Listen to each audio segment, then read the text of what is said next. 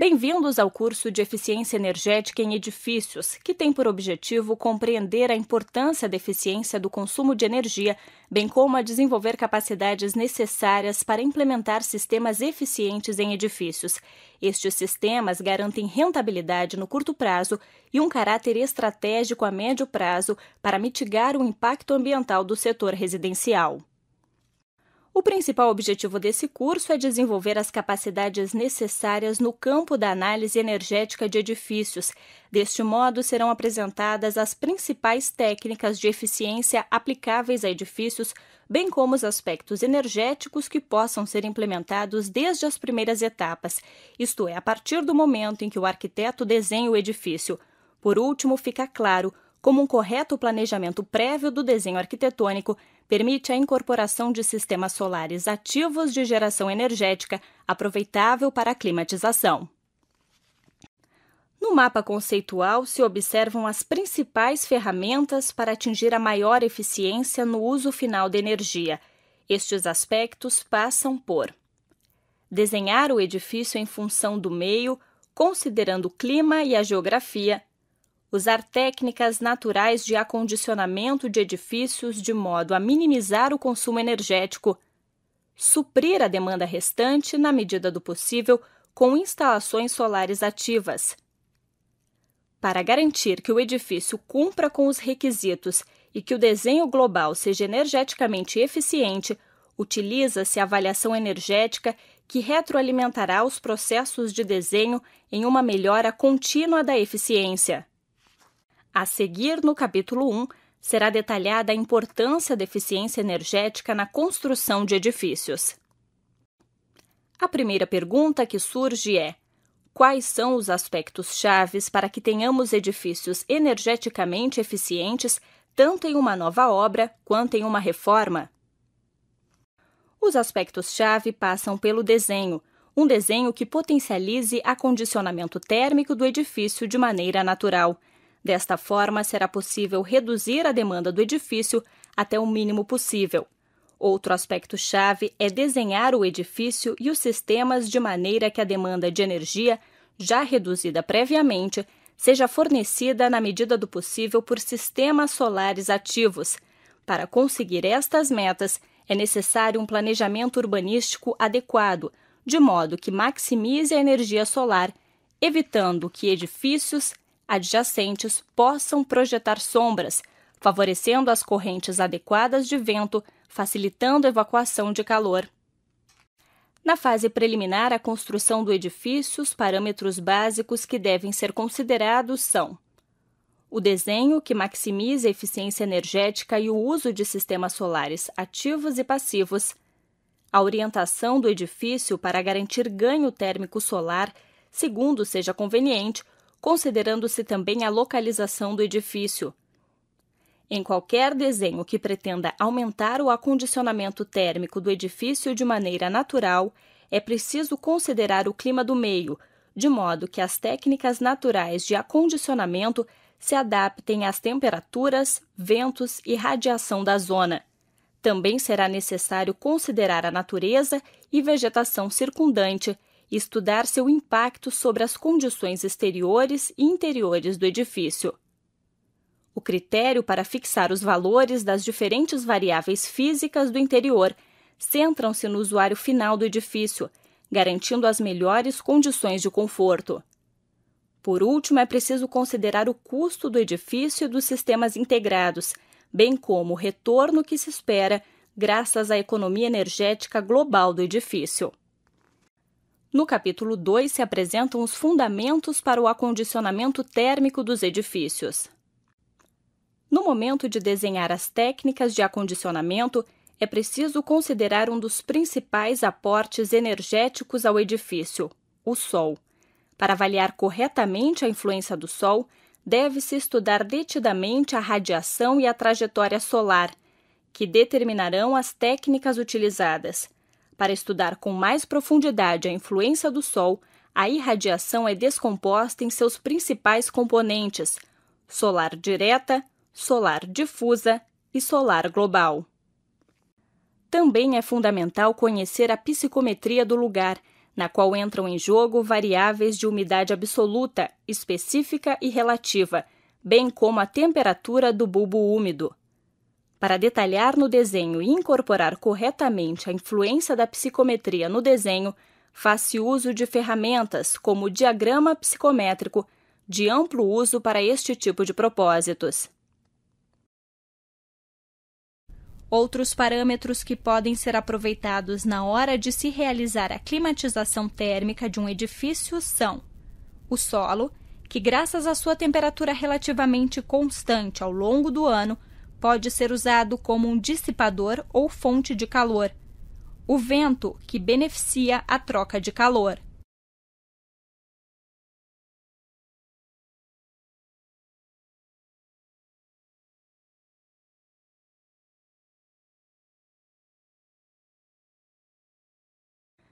Conhecendo todos estes parâmetros resumidos no diagrama, é possível realizar um balanço energético do edifício e saber qual é o equilíbrio térmico do edifício. Este se alcançará conforme os principais mecanismos de transferência de calor: condução, convecção, radiação, bem como pelos mecanismos de transferência de massa.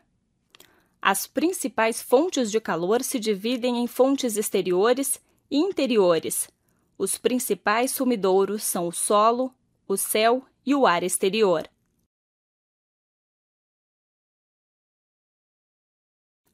Focando a atenção no Sol como fonte de calor, o ganho solar é o gerado pela radiação. O ganho solar será a soma de todos os ganhos solares e a capacidade do edifício para conservar a energia aportada. Na imagem, a soma dos aportes solares e os movimentos de ar no interior. Esta capacidade dependerá em grande medida do desenho realizado, que potenciará o ganho solar em climas frios, usando o fechamento exterior como coletor desta radiação solar e conceitos como o efeito estufa. Por outro lado, maximizará os mecanismos de evacuação em climas cálidos, com superfícies opacas exteriores.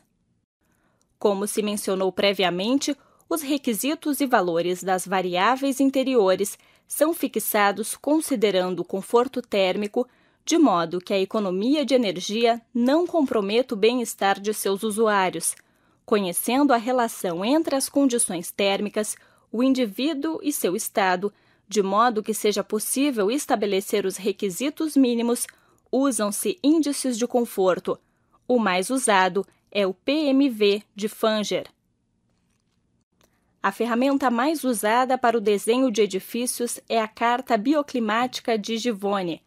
Esta engloba os principais parâmetros que influenciam no edifício: condicionantes de umidade, temperatura, localização, proporcionando recomendações que devem ser consideradas no projeto do edifício.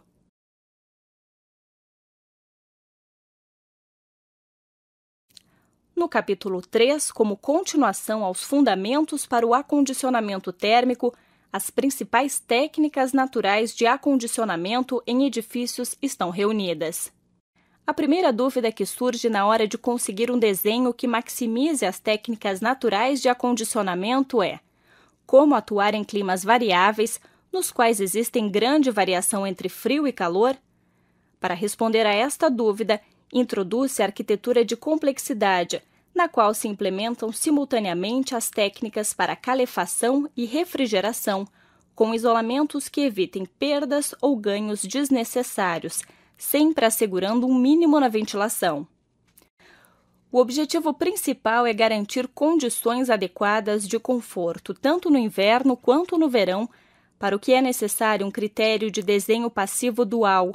Como se observa na imagem, este é obtido com sombreamentos que considerem as diferentes posições do Sol no verão e no inverno. Além das técnicas passivas que reduzem a demanda elétrica, que por si só não podem assegurar condições de conforto, também é necessário desenvolver desenhos ativos com energias renováveis. Para desenhar um edifício a fim de potencializar o aquecimento através de técnicas naturais, é preciso desenvolver os seguintes conceitos: edifícios compactos, condiciona a forma e tamanho do edifício.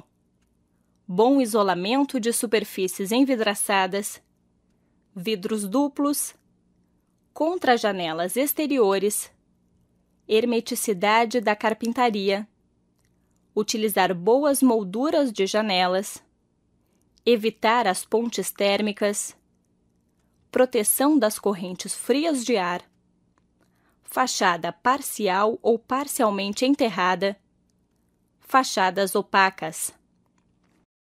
Para desenhar um edifício no qual se queira potencializar a refrigeração por meio de técnicas naturais, é preciso desenvolver os seguintes conceitos: técnicas preventivas que minimizem os ganhos solares, técnicas refrigerantes passivas, de modo que se busquem sumidouros através dos quais se pode eliminar o excedente térmico do edifício.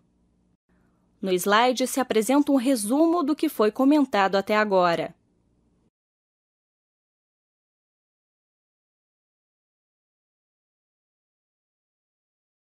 Uma das ferramentas mais usadas para alcançar desenhos adequados é a simulação, que serve como estudo energético teórico e complemento perfeito aos estudos práticos. Seus fundamentos serão apresentados a seguir no capítulo 4. A simulação tem distintas etapas, representando um processo circular no qual as etapas se complementam entre si para focar na representação do processo real que se deseja simular. As fases são: o estudo do sistema real, que permitirá obter um modelo que represente os mecanismos de transferência de calor do edifício. A partir do modelo, desenvolve-se o programa de simulação que proporciona resultados. Se o modelo e o programa de simulação forem corretamente desenvolvidos, o modelo pode ser validado. Em caso contrário, modifica-se o modelo para torná-lo mais fiel à realidade. No momento de planejar a simulação e como objetivo maior deste processo, é preciso caracterizar o sistema real. Para tanto, descreve-se o sistema com grande nível de detalhe para expressar sua complexidade, detalhando seus componentes, paredes, sistemas de acondicionamento. Também se detalha o meio, já que o clima, os obstáculos, bem como outros elementos, influenciam diretamente no sistema real e devem ser considerados no momento da simulação. Uma vez corretamente caracterizado o sistema, concebe-se o modelo como uma representação abstrata da realidade, considerando os objetivos e limites do modelo inicial. Este processo conduz à formação de um modelo físico e à descrição da função matemática que caracteriza o sistema real. As ferramentas de simulação apresentam uma série de vantagens que as tornam muito recomendáveis nas etapas prévias de desenho. Graças a isso, é possível analisar o sistema em distintos períodos de tempo e condições, concebendo suposições em condições limites que caracterizam o sistema de maneira conveniente a nossos propósitos. Graças à simulação, também é possível analisar a sensibilidade dos distintos elementos do sistema, sem grandes custos adicionais, já que a mudança de cenários é muito mais rápida e econômica do que em testes experimentais. Para tanto, é possível otimizar a resposta energética do sistema a partir de diferentes parâmetros e de como suas variáveis influenciam no comportamento global do sistema. Como resumo, a simulação é especialmente efetiva na fase de desenho, proporcionando resultados realistas. É necessário considerar que, ainda que próximos à realidade, a análise proporcionada pela simulação é simplificada e, portanto, apresenta estudos imparciais que precisam ser complementados com a experiência e com estudos experimentais. Para minimizar esta imparcialidade e conseguir aproximações mais aprofundadas, concebem-se modelos complexos, dependendo do nível de detalhamento e da maneira de resolver o sistema de equações. Divide-se o programa de simulação em métodos estatísticos, métodos de correlação e métodos dinâmicos. Na imagem se observam distintos softwares de simulação utilizados no âmbito da eficiência energética nos edifícios. Uma fase muito necessária no processo global de construção de edifícios energeticamente eficientes é a avaliação energética experimental e a monitorização, explicadas no capítulo 5. A monitorização do processo serve para avaliar as condições de conforto do edifício, assegurando-se assim de que o edifício cumpra com os requisitos mínimos exigidos. Do mesmo modo, graças à monitorização, se determinam os parâmetros construtivos, sendo possível compará-los com os parâmetros calculados de maneira teórica. Estes dados proporcionam informação suficiente para validar os modelos teóricos concebidos nas fases prévias. Finalmente, a monitorização permite categorizar o edifício, de modo que seja possível emitir certificados e qualificações energéticas dos edifícios. A monitorização representa a última fase do processo construtivo, depois das fases de planejamentos de modelos teóricos, desenho e monitorização, com a consequente seleção de medidas e a análise dos resultados obtidos. Exemplos de ferramentas úteis necessárias para a seleção de medidas aparecem na imagem. Estes elementos são sensores de medida da temperatura e radiação, muito usados para este tipo de propósitos. As conclusões do estudo da monitorização deixam claro que este processo, exercido como passo posterior ao desenho e execução da obra, proporciona uma adequada avaliação da economia energética, a partir da qual é possível caracterizar, comparar e certificar as edificações objeto de estudo. Este processo também permite identificar construções defeituosas quando os valores coletados diferem muito dos esperados. No capítulo 6, são apresentados os fundamentos da integração de sistemas solares ativos em edifícios. O objetivo do capítulo é o estudo dos distintos tipos de captadores solares e seu uso para manter as condições de conforto interior. Outro objetivo é conhecer os parâmetros que assegurem uma correta integração, como a orientação e inclinação, de modo que se maximize a produção energética e se reduzam os custos associados. 3 das principais considerações a serem levadas em consideração na integração de sistemas solares ativos são a estética, o desenho e o custo.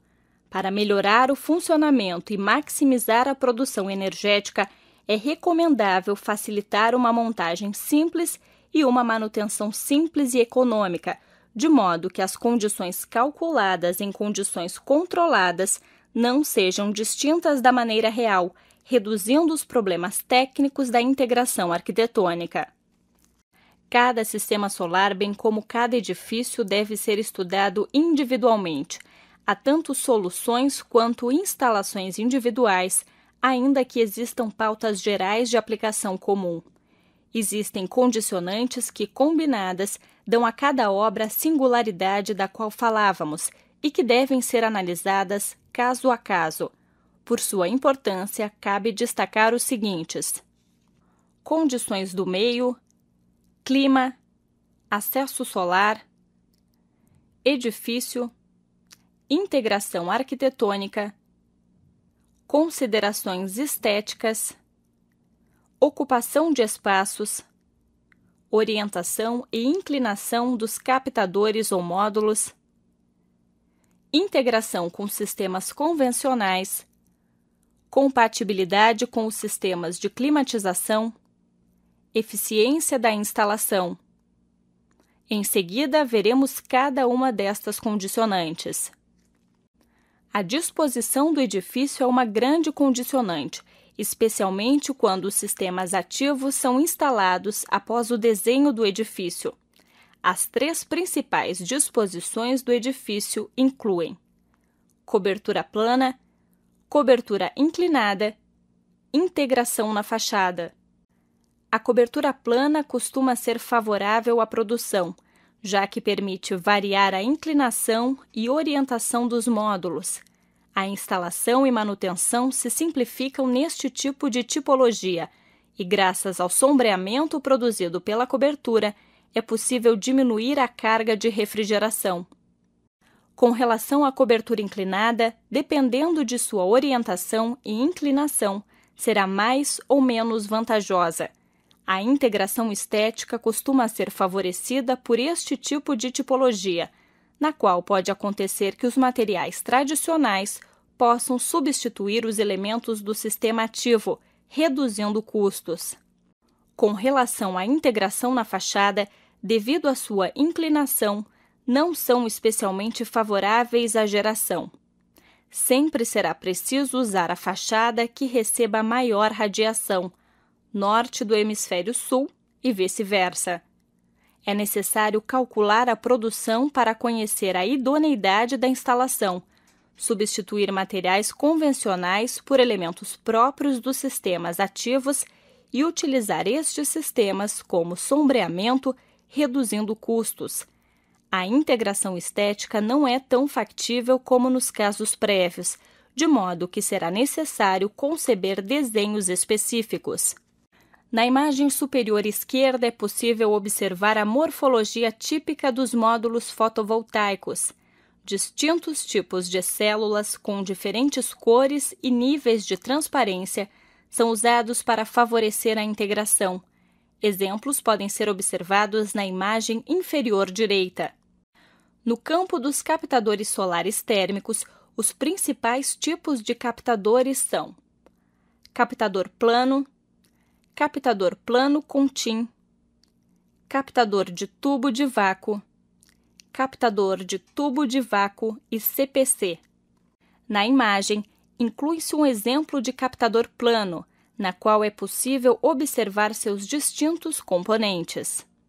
O campo dos sistemas ativos solares térmicos é amplo, com importantes aplicações na indústria e outros campos. As principais aplicações no campo dos edifícios são água quente sanitária com temperatura de trabalho em torno de 60 graus Celsius, aquecimento com temperatura de trabalho que varia de 35 graus Celsius a 45 graus Celsius, aquecimento das piscinas em torno de 26 graus Celsius, refrigeração solar com temperaturas de trabalho mais elevadas, acima de 80 graus Celsius. Na tabela resumo apresentada a seguir, detalham-se as principais conclusões a serem consideradas no momento da integração dos sistemas solares ativos. A integração deve ser vantajosa do ponto de vista econômico, de modo que seja atrativa para o usuário. É preciso combinar a economia e o uso de fontes de energia convencionais com a substituição de materiais, de modo a maximizar os retornos econômicos. Quanto mais simples seja a instalação e a manutenção, os módulos se aproximarão de sua produção máxima.